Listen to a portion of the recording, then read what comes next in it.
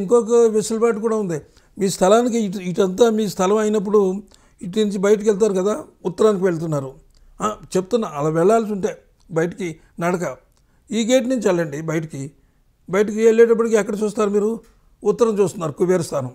కుబేర స్థానం చూసినప్పుడు మీరు ఏం చేస్తారు? కుబేర స్థానం చూస్తూ ఇలాగ తూర్పుకి వెళ్ళిపోండి బైక్ వేసి. అంటే ఇటే ఉందంటున్నారు కదా దారి, అంచేత ఇలాగ వెళ్ళి అటు నుంచి అలాగ మీరు పడమరకు వెళ్ళాలంటే వెళ్ళిపోవచ్చు. పడమరకి కూడా కాదు, అది ఇటులాగా వెళ్తే మీరు ఉత్తరానికి వెళ్తారు. పడమరంటే అటువైపు వెళ్తేనే మీకు పడమర. ఇందాక నేను చెప్పింది కూడా మీకు ఎలాంటిదంటే పడమర తీసుకెళ్ళొద్దని చెప్పాను, కానీ ఇటు నుంచి వెళ్తే మీకు ఉత్తర ఈశాన్యం వస్తుంది. చేత ఉత్తర ఈశాన్యానికి వెళ్ళొచ్చు. చాలా అద్భుతమైనటువంటి దారి అది.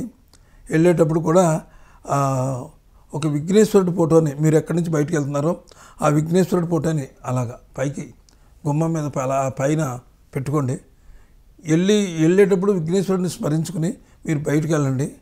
వెళ్ళేటప్పుడు ఎడమకాలు బయట పెట్టి వెళ్ళండి, వచ్చేటప్పుడు కుడికాలు బయట పెట్టి రండి. ఇలాంటి చిన్న చిన్న విషయాలు మీరు తెలుసుకుంటే వాస్తు అద్భుతంగా ఉంటుంది. సరే, తర్వాత ఎపిసోడ్